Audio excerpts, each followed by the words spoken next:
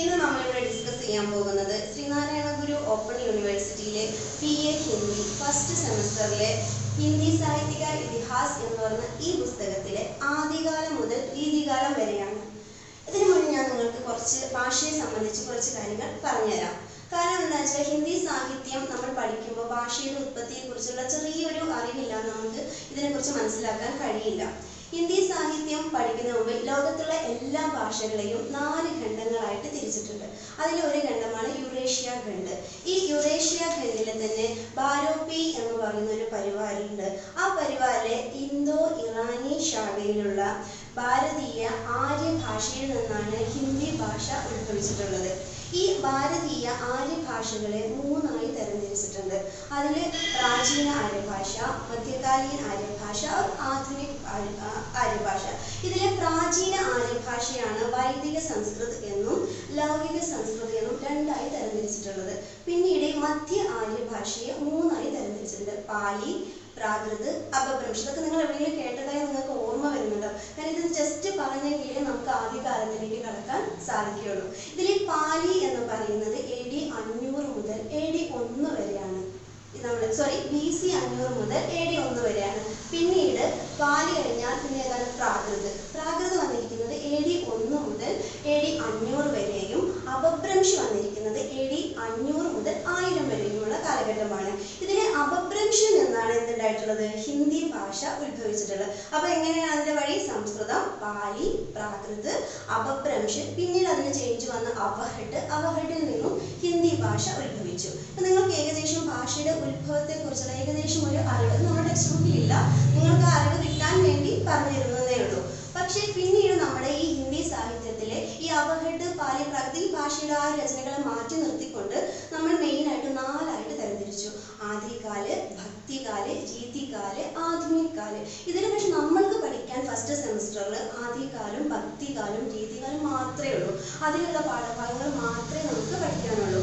ഇതിൽ ഹിന്ദി സാഹിത്യത്തിന്റെ ഇതിഹാസ് എന്ന് പറയുന്ന നമ്മുടെ ഈ ഐതിഹാസിക രചനകളെ കുറിച്ചും രചനാകാരന്മാരെ കുറിച്ചും നമ്മൾ പഠിക്കുന്ന സമയത്ത് അതിൽ നമ്മൾ ഏറ്റവും പ്രധാനമായിട്ടും ആരുടെ ഇതിഹാസ ഗ്രന്ഥത്തെ ബേസ് ചെയ്തിട്ടാണ് നമ്മൾ പഠിക്കുന്നത് വെച്ചാൽ ആചാര്യ രാമചന്ദ്ര ശുക്ലിന്റെ ഹിന്ദി സാഹിത്യത്തിന്റെ ഇതിഹാസ് എന്ന ഗ്രന്ഥത്തെ ബേസ് ചെയ്തിട്ടാണ് നമ്മൾ പഠിക്കുന്നത്. കാരണം എന്താണെന്ന് വെച്ചാൽ ഹിന്ദി സാഹിത്യത്തിലെ ആചാര്യ രാമചന്ദ്ര ശുക്ലിന്റെ വാക്കുകളാണ് അവസാന വാക്ക് എന്നാണ് നമ്മൾ നിഗമനം ചെയ്യുന്നത്.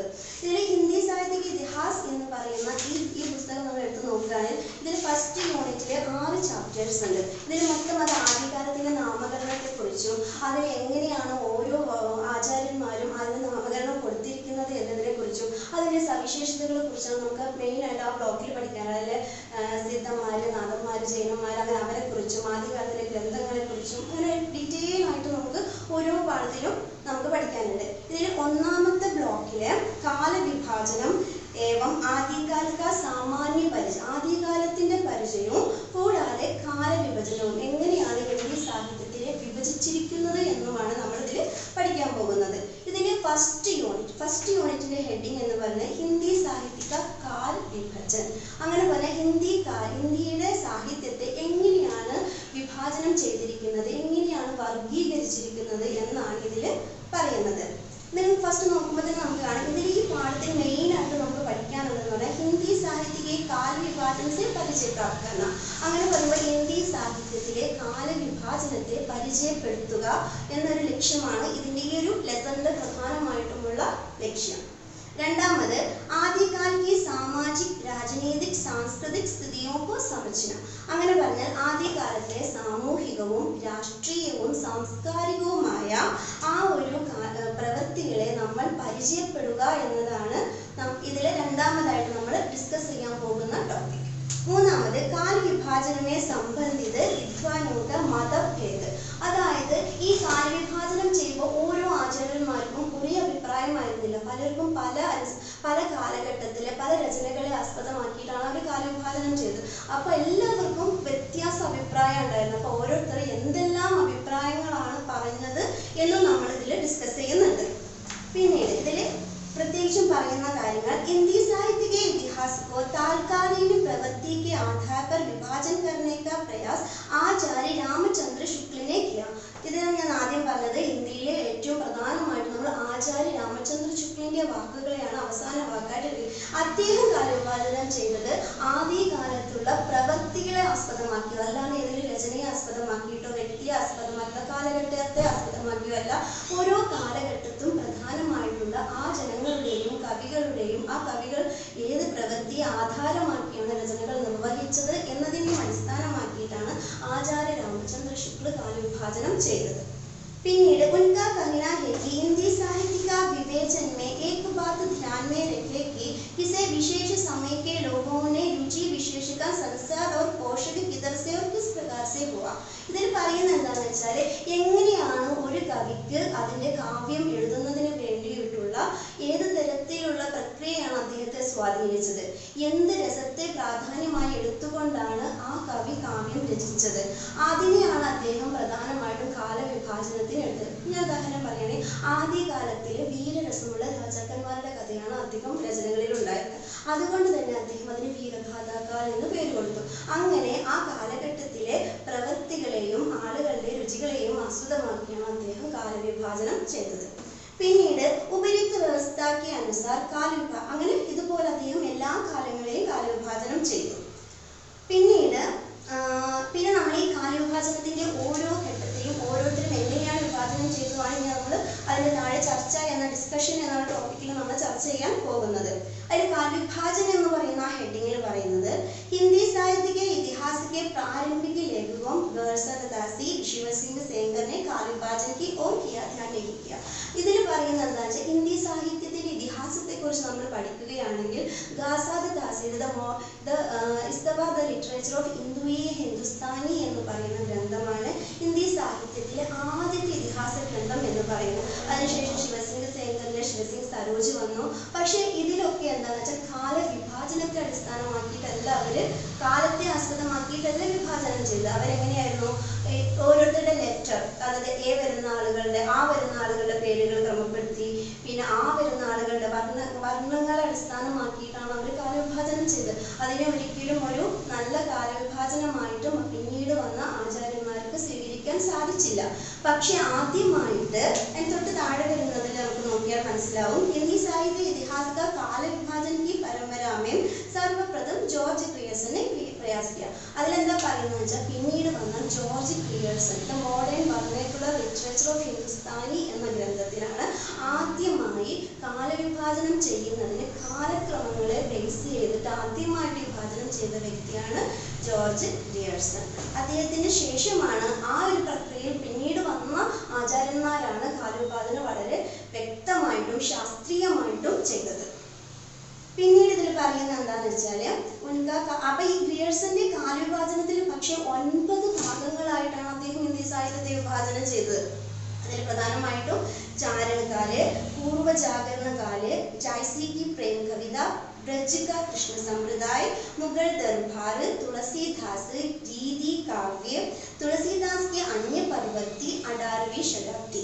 ഇങ്ങനെ ഇദ്ദേഹം 9 കാലങ്ങളായിട്ട് കാലവിഭാജനം ഹിന്ദി സാഹിത്യത്തെ ചെയ്തു. ഇതിൽ ചാരണകാലം എന്ന് പറയുന്നത് BC 700 മുതൽ AD 1300 വരുന്ന ഒരു കാലത്തെയാണ് അദ്ദേഹം ചാരണകാലം എന്ന് പറഞ്ഞത് മാറ്റിവെച്ചത്. പക്ഷെ ഇതിൻ്റെ ഒരു എന്താ പറയുക നെഗറ്റീവ് എന്ന് പറഞ്ഞാൽ എന്താ വെച്ചാൽ ഈ കാലവിഭാജനം ഒരു കാലഘട്ടത്തെ ബേസ് ചെയ്തിട്ടല്ല, ആ കാലഘട്ടത്തിലെ പ്രധാന വിഷയങ്ങളെ ആസ്പദമാക്കിയിട്ടാണ്. ഇപ്പൊ നമ്മൾ നോക്കുകയാണെങ്കിൽ ജായ്സി की प्रेम कविता, ജായ്സി എവിടെയാണ് ഭക്തികാലത്തിൽ വരുന്ന ഒരു വ്യക്തിയാണ്. ജായ്സി की प्रेम कविता എന്ന് പറഞ്ഞൊരു നമുക്ക് ഭക്തികാലത്തിൽ പ്രേമാശ്രയ ശാഖയിലുള്ള ഒരു മെയിൻ ആയിട്ടുള്ള കവിയാണ് ജായ്സി. ഈ ജായ്സിയുടെ പ്രേം കവിത എന്ന് പറയുന്നത് നമുക്ക് അതിൽ പഠിക്കുന്ന ഒരു ചെറിയൊരു ടോപ്പിക്കാണ്. പക്ഷെ അതിന് അദ്ദേഹം ഒരു കാലവിഭാജനത്തിന്റെ ഹെഡിങ് ആയിട്ട് കൊടുത്തു. ഇങ്ങനെ ഇതൊരു നെഗറ്റീവ് നെഗറ്റീവ് ആണ്. കാരണം എന്താ വെച്ചാൽ ചെറിയ ടോപ്പിക്കിനെ കൂടെ അദ്ദേഹം കാലവിഭാജനത്തിന്റെ വലിയൊരു വിഭാജനമാക്കി മാറ്റി. അതുകൊണ്ടാണ് നമുക്ക് 9 കാലവിഭാജൻ അതിൽ വന്നത്. അതാണ് നെക്സ്റ്റ് പാരഗ്രാഫിൽ പറയുന്നത്. इसमें कालक्रम की निरंतरता का भी अभाव है. ഇതിൽ കാലക്രമത്തിന്റെ നിരന്തരത എന്ന കണ്ടിന്യൂഷന്റെ അഭാവം ഉണ്ടായി. കാരണം ഒരു കണ്ടിന്യൂഷൻ വായിക്കുന്ന ഒരാൾക്ക് ഗ്രിയർസന്റെ മോഡേൺ വർക്കുകൾ ഒരു കണ്ടിന്യൂഷൻ നമുക്കതിൽ നിന്നും കിട്ടിയില്ല.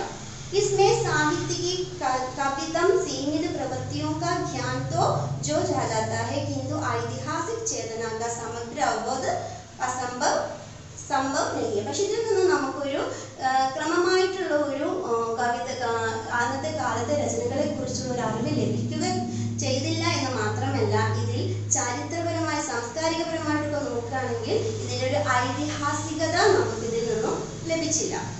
പിന്നീട് ഇതിനെ ആകെ ചരിത്ര പിന്നീട് നമുക്ക് ഇതിന് ശേഷമാണ് മിശ്രബന്ധുക്കൾ എന്ന് പറയുന്ന ഒരു 3 പേര് ചേർന്നിട്ടുള്ളതാണ് മിശ്രബന്ധുക്കൾ എന്ന് നമ്മൾ പറയുന്നത് നമുക്കറിയാം. ഈ മിശ്രബന്ധുക്കൾ ചേർന്ന് 3 പേരും ചേർന്ന് എഴുതിയതാണ് മിശ്രബന്ധു വിനോദ് എന്ന് പറയുന്ന ഗ്രന്ഥം.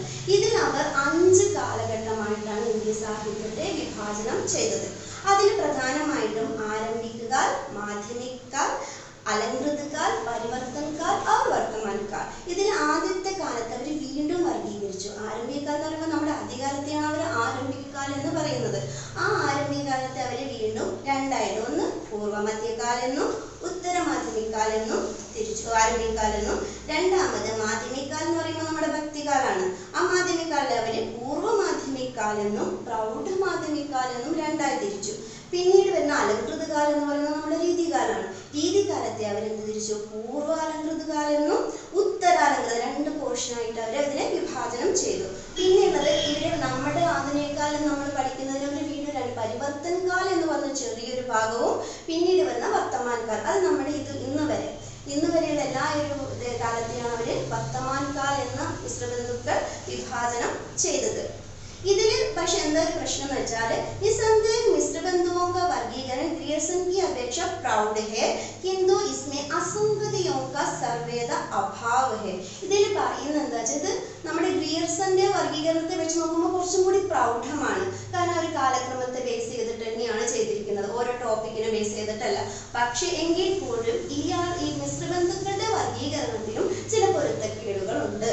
അത് ശരിക്കും നമുക്കൊരു ബേസിക് ആയിട്ടുള്ള കാലവിഭാജനമായിട്ട് നമുക്ക് എടുക്കാൻ സാധിക്കില്ല. പിന്നീടാണ് സർവപ്രഥം दोष तो यही है कि मिश्र बंधुओं ने भी 700 से 13वीं शदी के अपभ्रंश भाषा में निबद्ध साहित्य को हिंदी की परिधि में സमेറ്റ് लिया है. ഇതിലെന്താ പറയണമെന്ന് വെച്ചാൽ നമുക്ക് ആദികാൽ എന്ന് പറഞ്ഞ് നമ്മൾ പഠിച്ചു തുടങ്ങുന്നത് 1050 മുതലാണ്. പക്ഷേ ഇദ്ദേഹം ഈ നമ്മുടെ പ്രാരംഭികകാൽ എന്ന് പറഞ്ഞാൽ പൂർവ്വ പ്രാരംഭികകാൽ എന്ന് പറയുന്നത് ഏതാന്ന് വെച്ചാൽ സിദ്ധനാഥ് ജൈന എന്ന് പറയുന്ന മുന്നേ നമുക്ക് കുറച്ച് കവികളുണ്ട്. അവരെ കൂടി അവർ ഇതിൽ ഉൾപ്പെടുത്തിയത് കൊണ്ടാണ് അവരെ കൂടി ഇതിൽ ഉൾപ്പെടുത്തി. പക്ഷെ അത് അപഭ്രംശിന്റെ കാലഘട്ടം, അതിന് ഹിന്ദി സാഹിത്യം നമുക്ക് പറയാൻ പറ്റില്ല. കാരണം അവരുടെ ഭാഷ പാലി പ്രാകൃത അപഭ്രംശാണ്. അപ്പൊ അതിനെ കൂടി മിശ്രബന്ധുക്കൾ ഇതിൽ ഉൾപ്പെടുത്തിയത് ഇതിൻ്റെ ഒരു നെഗറ്റീവ്, അദ്ദേഹത്തിന്റെ കാലവിഭാജനത്തിന്റെ ഒരു നെഗറ്റീവ്നെസ് ആണ് അത്. പിന്നീട് ഇതിനൊരു ദോഷം എന്ന് പറയുന്നത് अलंकृत तथा परिवर्तन कालों का नामकरण भी वैज्ञानिक नहीं है. കൂടാതെ രീതി കാലത്തിന് അദ്ദേഹം അലങ്കൃത കാൽ എന്ന് കൊടുത്തതും നമ്മുടെ വർത്തമാന കാലത്തെ അദ്ദേഹം പരിവർത്തൻ കാൽ എന്ന് കൊടുത്തതും ശാസ്ത്രീയമല്ല എന്നാണ് പറയുന്നത്. പിന്നീട് നമുക്ക് ഇതിന് ശേഷമാണ് നമ്മുടെ മെയിൻ ആയിട്ടുള്ള ഹിന്ദിയിലെ മെയിൻ ആയിട്ടുള്ള ആചാര്യൻ വരുന്നത് ആചാര്യ രാമചന്ദ്ര ശുക്ല. അദ്ദേഹം 1929 ഇന്ത്യ സാഹിത്യക ഇതിഹാസ് എന്ന് പറയുന്ന ഐതിഹാസിക ഗ്രന്ഥം രചിക്കുന്നത്.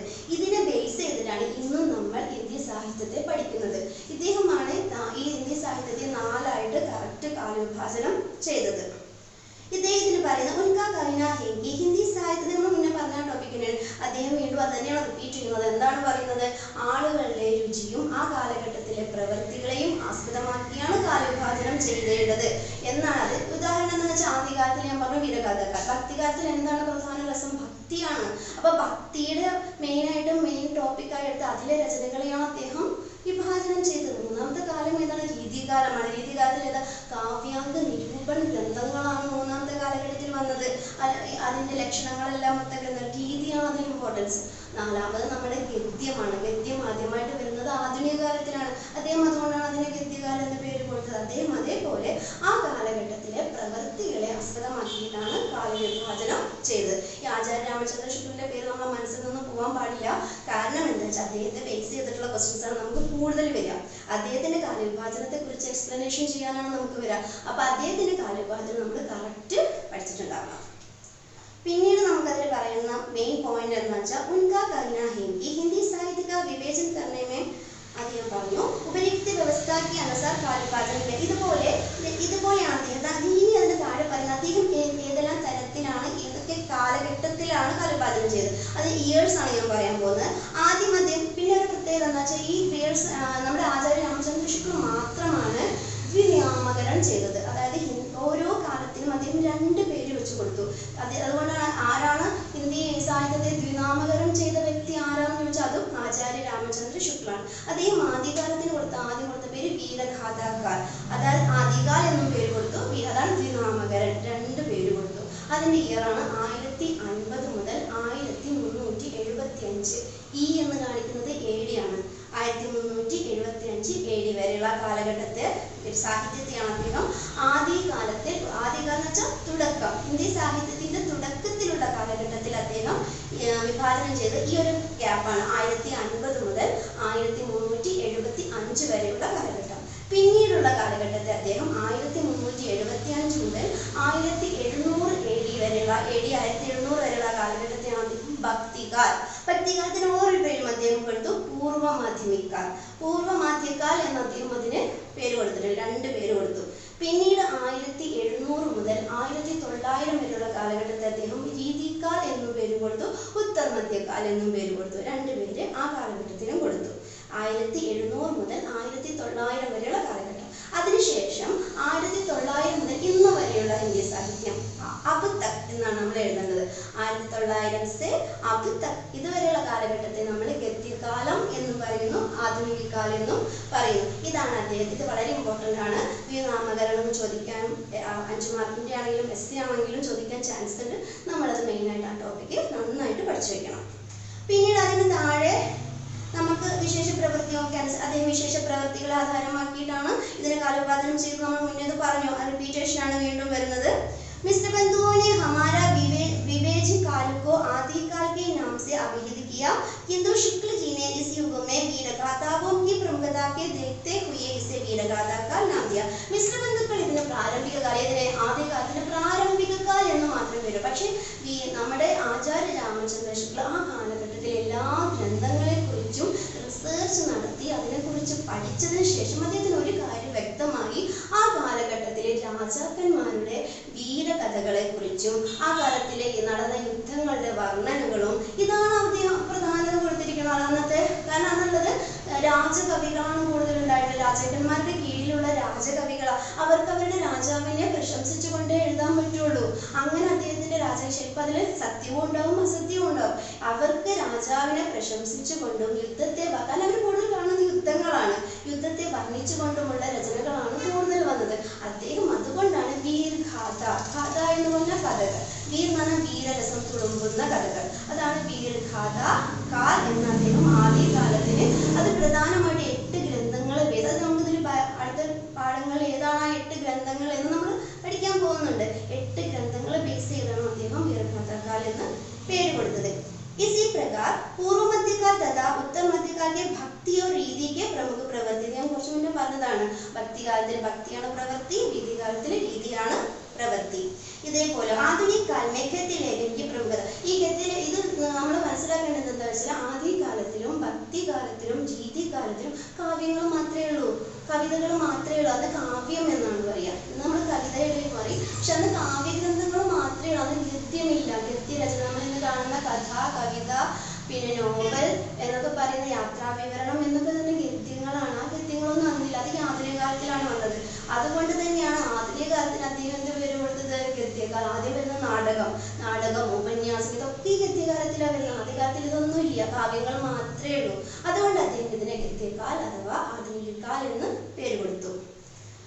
പിന്നെ നമുക്കിതിൽ ഇനിയൊരു പ്രധാനപ്പെട്ട ഒരു വ്യക്തിയാണ് ആചാര്യ രാംകുമാർ വർമ്മ. നമ്മുടെ രാമചന്ദ്ര ശുക്ലിന്റെ അത്രയ്ക്ക് വരില്ലെങ്കിലും ഏകദേശം ഹിന്ദി സാഹിത്യത്തെ കുറിച്ച് ഒരുപാട് സംഭാവനകൾ ചെയ്ത ഒരു വ്യക്തിയാണ് രാംകുമാർ വർമ്മ. അദ്ദേഹം ആദ്യകാലത്തിന് പേര് കൊടുത്തത് എന്താണ്? സന്ധികാൽ എന്നാണ് പേര് കൊടുത്തത്. അതിനുള്ള റീസൺ എന്താണെന്ന് വെച്ചാൽ നമ്മുടെ സിദ്ധ നാഥ് ജൈൻ എന്ന് ഞാൻ പറഞ്ഞില്ലേ, ഈ സിദ്ധന്മാരുടെ ഭാഷയാണ് സാന്ധ്യ ഭാഷ. അപ്പൊ ഈ സാന്ധ്യ ഭാഷയോട് ചേർന്ന് നിൽക്കുന്ന തരത്തിലാണ് അദ്ദേഹം അതിനെ സന്ധി ഭാഷ എന്ന് പേര്. അദ്ദേഹവും ഈ മിശ്രബന്ധുക്കളെ പോലെ തന്നെ 5 ആയിട്ടാണ് വിഭാജനം ചെയ്തത്. ആദ്യകാലത്തെ സന്ധികാൽ എന്നും, പിന്നെ ഈ സന്ധികാൽ എന്ന് പറഞ്ഞാൽ 1050 മുമ്പുള്ള കാലഘട്ടമാണ്. അതാണ് 5 കാലവിഭാജനം വന്നത്. നമ്മൾ ആദ്യകാലം പഠിക്കുന്നത് 1050 മുതലാണ്. പിന്നീട് ചാരൺകാൽ എന്നാണ് അദ്ദേഹം ഈ ആദ്യകാലത്തിന് പേര് കൊടുത്തത്. അതിനൊരു റീസൺ എന്താണെന്ന് വെച്ചാൽ ഈ രാജാവിനെ ചുറ്റിപ്പറ്റി അദ്ദേഹത്തിന്റെ ആശ്രിതരായുള്ള കവികൾ അവരെ ചാരൺ എന്നും ഭാട്ട് എന്നും 2ആയി തിരിച്ചിട്ടുണ്ട്. അല്ലെങ്കിൽ ചാരൺ വിഭാഗത്തിൽപ്പെട്ട ആളുകൾ എഴുതിയ രചനകളായതുകൊണ്ടാണ് അതിന് അദ്ദേഹം ചാരൺകാൽ എന്ന് പേര് കൊടുത്തത്. പിന്നീട് ഭക്തികാൽ, രീതികാൽ, ആധുനിക, അതിന് മാറ്റമില്ല. ആദ്യകാലത്ത് മാത്രമാണ് അദ്ദേഹം 2ആയിട്ട് സ്പ്ലിറ്റ് ചെയ്തത്, സന്ധികാൽ എന്നും ചാരൺകാൽ എന്നും. ആചാര്യ രാമചന്ദ്ര ശുക്ല ഈ ആദ്യകാലത്തിന് മുമ്പുള്ള കാലത്ത് ഹിന്ദി സാഹിത്യത്തിൽ കൂട്ടിയില്ല. ഞാൻ പറഞ്ഞു മുന്നേ, പാലി അപഭ്രംശി പ്രാകൃത ഭാഷകളായതുകൊണ്ട് അദ്ദേഹം അതിനെ ഹിന്ദി സാഹിത്യത്തിൽ ഉൾപ്പെടുത്തിയില്ല. പക്ഷെ രാംകുമാർ വർമ്മയും മിശ്രബന്ധുക്കളും അതിനെ ഈ കാലവിഭാജനത്തിൽ ഉൾപ്പെടുത്തിയത് കൊണ്ടാണ് 5 കാലമായിട്ട് അവര് അതിനെ നമുക്ക് വ്യക്തമായിട്ട് മനസ്സിലാവണം. അല്ലെങ്കിൽ നമുക്ക് ഇവരെ കുറിച്ച് വ്യത്യാസം എഴുതാൻ വരും. ഇപ്പൊ മിശ്രബന്ധുക്കളുടെ കാലവിഭാജനവും ആചാര്യ രാമചന്ദ്ര ശുക്ലിന്റെ കാലവിഭാജനവും തമ്മിലുള്ള വ്യത്യാസം എന്താണ്? അപ്പൊ നമുക്ക് ഈ ഒരു പോയിന്റ് വ്യക്തമായിട്ട് മനസ്സിലാവണം. പിന്നീട് വന്നത് നമ്മുടെ ഏകദേശം ഈ കാലഘട്ടം ഇങ്ങോട്ട് വന്നു. ഡോക്ടർ ഹസാരി പ്രസാദ് വന്നു. ഹസാരി പ്രസാദ് ദ്വിവേദി കാലവിഭാജനം ചെയ്തതും നമ്മൾ ഈ ആചാര്യ രാമചന്ദ്ര ശുക്ല വിഭാജനം ചെയ്തപ്പോൾ 4 ഉള്ളൂ. ആദ്യകാല, ഭക്തികാല, രീതികാല, ആധുനികാല. പക്ഷെ ഇയേഴ്സിൽ കുറച്ച് ഡിഫറൻസ് ഉണ്ട്. ഒന്ന് 1000 മുതൽ 1400 വരെ ആദ്യകാലവും, ഭക്തികാലം 1400 മുതൽ 1600 വരെയും, രീതികാലം 1600 മുതൽ 1900 വരെയും, ആധുനികാലം 1900 മുതൽ ഇന്ന് വരെ. അബദ്ധം. ഇദ്ദേഹത്തിന്റെ പ്രധാന ഇതിഹാസ ഗ്രന്ഥങ്ങൾ നമ്മൾ ഈ ടെക്സ്റ്റ് ബുക്കിൽ പറയുന്നില്ലെങ്കിലും നമ്മൾ മനസ്സിലാക്കി വെക്കണം. ഒന്നാമത്തെ ഹിന്ദി സാഹിത്യക്ക് ഭൂമിക എന്ന് പറയുന്നത് ഹസാരി പ്രസാദ് ദ്വിവേദിയുടെ ഇതിഹാസ ഗ്രന്ഥമാണ്. ഇതിലാണ് ഈ കാലവിഭാജനത്തെ കുറിച്ച് പറയുന്നത്. അപ്പൊ നമ്മൾ ഇതും കൂടി എക്സ്ട്രാ നമ്മുടെ പരീക്ഷയ്ക്ക് എഴുതുകയാണെങ്കിൽ നമുക്ക് പോയിന്റ് കൂടുതൽ കിട്ടും. ടെക്സ്റ്റ് ബുക്കിൽ പറയുന്നില്ലെങ്കിൽ കൂടി 1940 അദ്ദേഹം ഈ ഗ്രന്ഥം എഴുതിയത്. അതിനുശേഷം അദ്ദേഹം ഹിന്ദി സാഹിത്യക ആദികാൽ എന്ന് മാത്രം പറയുന്ന ടോപ്പിക്കുള്ള ഗ്രന്ഥം എഴുതി. 1952 അത് എഴുതുന്നത്. പിന്നീട് അത് ഹിന്ദി സാഹിത്യക ഉദ്ധവ് ഔർ വികാസ് ഇങ്ങനെ പറയുന്ന മൂന്നാമത് എഴുതിയ ഇതിഹാസ ഗ്രന്ഥമാണത്. അതും 1952. ഈ 3 ഇതിഹാസ ഗ്രന്ഥങ്ങളെ ബേസ് ചെയ്തിട്ടാണ് ഡോക്ടർ ഹസാരി പ്രസാദ് ദ്വിവേദി കാലവിഭാജനം ചെയ്തത്. ഇതിനെ കുറിച്ച് നമുക്കൊരു അറിവ് വേണം. പിന്നീട് विद्वानों को मतभेद के कारण हम हिंदी साहित्य का काल विभाजन निम्नलिखित रूप से कर सकते हैं. അങ്ങനെ ഒരുപാട് പേര് കാലവിഭാജനം ആദ്യം പിയേഴ്സൺ ചെയ്തു, മിശ്രബന്ധുക്കൾ ചെയ്തു, അത് കഴിഞ്ഞിട്ട് ആര് ചെയ്തു? ആചാര്യ രാമചന്ദ്ര ശുക്ല ചെയ്തു, രാംകുമാർ വർമ്മ ചെയ്തു, ഹസാരി പ്രസാദ് ദ്വിവേദി ചെയ്തു. ഇനിയും പറയാത്ത ഒരുപാട് പേരുണ്ട്. ഇതിൽ നമ്മുടെ ടെക്സ്റ്റ് ബുക്കിൽ പറയാം എല്ലാവരും കാലവിഭാജനം ചെയ്തു. പക്ഷെ എല്ലാവരുടെയും ആ ഒരു കാലവിഭാജനത്തിൽ നിന്നും നമ്മൾ ലാസ്റ്റ് ഹിന്ദി സാഹിത്യത്തിൽ എങ്ങനെ പഠിക്കണം എന്നൊരു കൺക്ലൂഷനിൽ എത്തുകയാണ്. അപ്പൊ നമ്മൾ എങ്ങനെ പഠിക്കണം? ആ കൺക്ലൂഷൻ എങ്ങനെയാന്ന് വെച്ചാൽ പ്രാരംഭിക കാൽ അഥവാ ആദികാൽ, തുടക്കം ആ ഒരു കാലഘട്ടത്തിൽ നമ്മൾ 1050 മുതൽ 1375 വരെ എന്ന് നമ്മൾ നിഗമനത്തിലെത്തി. വീണ്ടും പൂർവ്വമധ്യകാൽ അഥവാ ഭക്തികാൽ 1375 മുതൽ 1700 വരെ.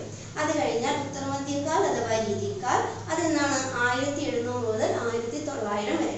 പിന്നീട് ആധുനികാൽ 1900 മുതൽ ഇതുവരെ. അപ്പൊ ഇതിൽ നിന്ന് നമുക്ക് എന്ത് മനസ്സിലാവും? ആചാര്യ രാമചന്ദ്ര ശുക്ലിന്റെ കാലവിഭാജനം തന്നെയാണ് ഏറ്റവും മെയിൻ ആയിട്ടുള്ള കാലവിഭാജനമായിട്ട് എടുത്തത്. അപ്പൊ ഇത് തന്നെയാണ് ആചാര്യ രാമചന്ദ്ര ശുക്ലും കാലവിഭാജനം ചെയ്തത്. അപ്പൊ ഏറ്റവും നല്ല കാലവിഭാജനമായിട്ട് ഹിന്ദി സാഹിത്യത്തെ കുറിച്ച് പഠിക്കുന്ന വിദ്യാർത്ഥികൾ എടുക്കേണ്ടത് ഈ ആചാര്യ രാമചന്ദ്ര ശുക്ലിന്റെ കാലവിഭാജനമാണ്. പിന്നെ लेकिन अधिकांश विद्वानों शुक्ल जी के मत में सहमत है. അധികം വിദ്വാൻമാർക്കും ഈ ഒരു ശുക്ലജിയുടെ ഈ ഒരു കാലവിഭാജനം എടുത്തതിൽ യാതൊരു അഭിപ്രായ വ്യത്യാസമില്ല. അവർക്ക് അഭിപ്രായം ഇത് ശരിയാണ് എന്ന് എല്ലാവരും അംഗീകരിക്കുകയാണ് ചെയ്തത്. आचार्य शुक्ल द्वारा साहित्य के इतिहास लेखन का प्रयास एक ऐसी नींव का पत्थर है जिसके बिना हिंदी साहित्य के इतिहास के भव्य महल का निर्माण അകൽപ്പനീയ. ഇതിൽ എന്താണ് പറയുന്നത് വെച്ചാൽ ആചാര്യ രാമചന്ദ്ര ശുക്ലിന്റെ ഈ ഇതിഹാസ ഗ്രന്ഥങ്ങളിലുള്ള കാലവിഭാജനം ഹിന്ദി സാഹിത്യത്തിൽ നീവ് കാ പത്തർ, മൈൽ സ്റ്റോൺ ആണെന്നാണ് പറയുന്നത്. കാരണം ഈ ഒരു മൈൽ സ്റ്റോൺ ഇല്ലായിരുന്നു എങ്കിൽ അതിൻ്റെ മുകളിൽ ഹിന്ദി സാഹിത്യം എന്ന് പറയുന്ന ഒരു മനോഹരമായ ഭവനം പണിയുക എന്നത് നമുക്ക് ചെയ്യാൻ കഴിയാത്ത ഒരു പ്രവൃത്തിയായിരുന്നു എന്നാണ് പറയുന്നത്. അപ്പം നമുക്ക് ആചാര്യ രാമചന്ദ്ര ശുക്ല എത്ര പ്രധാനപ്പെട്ട ആളാണ്, അദ്ദേഹത്തിൻ്റെ ആ ഒരു രചന എത്ര പ്രധാനപ്പെട്ടതാണ് നമുക്ക് ഇതിൽ നിന്ന് മനസ്സിലാവും. കാരണം ആചാര്യ രാമചന്ദ്ര ശുക്ലൻ്റെ ഹിന്ദി സാഹിത്യ ഇതിഹാസ് എന്ന് പറയുന്ന ഗ്രന്ഥമില്ലായിരുന്നു എങ്കിൽ ഹിന്ദി സാഹിത്യത്തിൻ്റെ ഈ ഭംഗിയുള്ള ഭവനം നിർമ്മിക്കുക പോലും അസാധ്യമായിരുന്നു എന്നാണ് പറയുന്നത്. പിന്നെ ഇതിൽ നമ്മൾ ലാസ്റ്റ് ഇതിൻ്റെ ഒരു അവലോകനത്തിൽ എത്താൻ പോവുകയാണ്. आचार्य रामचंद्र शुक्ल जी ने काल विभाजन किसी युग विशेष के प्राप्त होने वाली रचनाओं में किसी प्रवृत्ति विशेष की रचना की प्रचुरता के आधार पर क्रिया ഇത് പറഞ്ഞ പോയിന്റ് തന്നെയാണ്. അദ്ദേഹം ആ കാലഘട്ടത്തിലെ പ്രവൃത്തികളെയും ആ കാലഘട്ടത്തിലെ കവികളുടെ രുചിയും ജനങ്ങളുടെ രുചിയും നോക്കിയിട്ടാണ് കാലവിഭാജനം ചെയ്തത്. ഹിന്ദി സാഹിത്യ के प्रारंभिक काल में अपभ्रंश और हिंदी भाषा की कुल 12 കൃതിയും പ്രാപ്ത हुई है. ഹിന്ദി സാഹിത്യത്തിൽ അപഭ്രംശിലുള്ള കുറച്ച് കൃതികൾ ഉൾപ്പെടെ 12 കൃതികളെ ആസ്പദമാക്കിയിട്ടാണ് അദ്ദേഹം ആദ്യകാലത്തെ വിഭാജനം ചെയ്തത്. इसमें വീരഗാഥാത്മക കൃതിयों का बाहुल्य है. അതിൽ വീരഗാഥാത്മകമായിട്ടുള്ള വീരരസം തുളുമ്പുന്ന കൃതികളുടെ പ്രാധാന്യമാണ് ഉണ്ടായിരുന്നത്. ഇത്രയുമാണ് അതിലെ മെയിൻ ആയിട്ടും ഈ ഒന്നാമത്തെ പാഠത്തിൽ നമ്മൾ ഡിസ്കസ് ചെയ്യുന്നത്. എന്താണ് ഹിന്ദി സാഹിത്യത്തെ കാലവിഭാജനവുമായി ബന്ധപ്പെട്ടിട്ടുള്ള മെയിനായിട്ടുള്ള കാര്യങ്ങളും ആരൊക്കെ എങ്ങനെയാണ് ഏത് കാലഘട്ടത്താണ് എത്ര വർഷങ്ങളാണ് അതിൻ്റെ കാലക്രമം എന്നാണ് ഈ മെയിൻ. അത്രയേ ഉള്ളൂ ഒന്നാമത്തെ ലെസൺ. വളരെ സിമ്പിളാണ്, പക്ഷെ മനസ്സിരുത്തി നമ്മൾ പഠിച്ചെങ്കിൽ മാത്രമേ അത് മൈൻഡിൽ നിൽക്കുള്ളൂ. ആ ഇയേഴ്സ് കറക്റ്റ് പഠിക്കണം. കാര്യങ്ങളെല്ലാം നമ്മൾ നല്ല ഭംഗിയായിട്ട് പഠിച്ച് നമുക്ക് ഫുൾ മാർക്ക് ഇൻ്റർണലിനാണെങ്കിലും വലിയ എക്സാമിനാണെങ്കിലും നമുക്ക് ഫുൾ മാർക്ക് വാങ്ങാനുള്ള എല്ലാം. പിന്നെ വൺ വേർഡൊക്കെ വളരെ ഈസിയാണ്. വൺ വേർഡിൻ്റെ ആൻസർ അതിൻ്റെ താഴെ തന്നെ ഉണ്ട്. പഠിക്കാൻ വളരെ സുഖമുള്ള വളരെ ചെറിയ ലെസണാണ്, പക്ഷെ കുറേ കണ്ടന്റ് അടങ്ങിയിട്ടുള്ളൊരു ലെസണാണ്. നല്ല രസമായിട്ട് എല്ലാവരും പഠിക്കുക, നല്ല മാർക്ക് സ്കോർ ചെയ്യുക. All the best.